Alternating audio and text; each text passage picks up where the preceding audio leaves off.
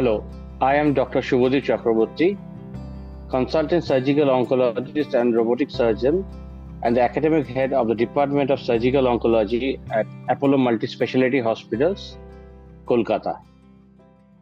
Well, a lot of people have this thing that once you're diagnosed with cancer, it is like an end sentence or it's like a complete sentence.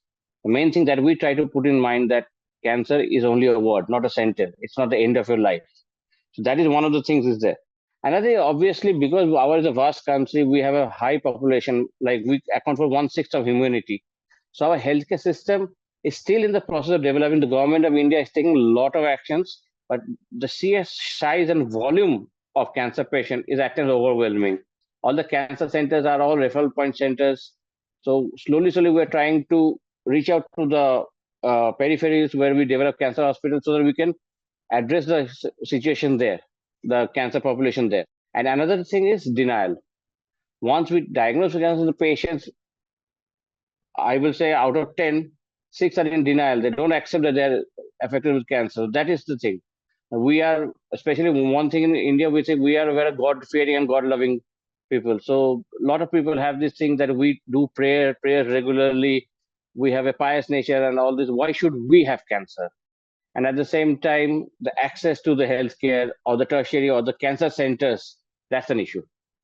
Because we have people coming from far off, so they have to travel for treatment.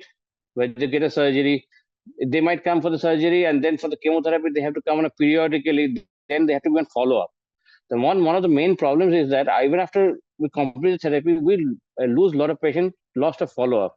They are not aware that the tests, that the requirements are there for at least 5 years. How is the treatment protocol? How is the follow-up protocol? There, when only they have symptoms, they come back. So there is lies the crux that whenever there's symptoms, that is a stage where we cannot have any other treatment options or it's beyond science. So those are the things that we have a high load of gynecology cancer per se. Ovarian cancer is one of them, and it is a silent killer in my country. Two patients generally come to mind. One, as I said before, was an 8-year-old child. I still remember during the program, I saw a couple staring at me. So I was feeling awkward. Why are they staring at me? Then they came up to me. Then they came up with this girl. I had totally forgotten about them. They came and told me, Doctor, you will not remember us, but you had operated on my daughter 5 years back. And we were very scared that after the therapy, anything will not, whether she will make it or not. So I want to tell you that with all therapy and everything, she has made it. And now she is starting a menstruation.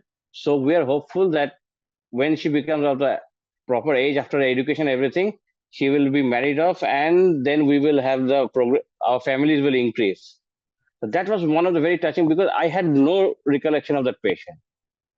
So that was a small child who had, now I can say that she from 8 years, so she has become 13. Hopefully, when she becomes marriageable age and all those things that we'll be able to observe. That is one incident. Another incident is that of a 74-year-old lady. She had stage 3 ovarian cancer. So stage 3, as you know, is basically an ovarian cancer that has spread beyond the pelvic cavity and spread into the abdomen. So that patient, that lady had gone to a few of my oncology colleagues and think they were all given them a time frame of 6 months because she has a highly aggressive form of cancer. So in that case, our team took this challenge. So now she is 4.5 years from that surgery. So she was giving a time of 6 months, and she told me, I have only 6 months according to the. You do the surgery. If I go now, go now. Otherwise, I will going in 6 months. Now she has crossed 4.5 years. So close to 5 years that we define that she will become disease free. So that this two spectrum, a young girl whose whole life is ahead of us, we took the challenge and did a surgery. Now she's back to her normal routine. And then on the other spectrum, we had this octogenarian who had given up. He has given us a license, doctor, do whatever, I will die in 6 months, according to what people have said. So these two places where the pendulum of life swung from here and there, we could come up, my team could come, rather, my medical oncologist team had a very important part in that patient. So these two things very inspired me or my team to go and do more.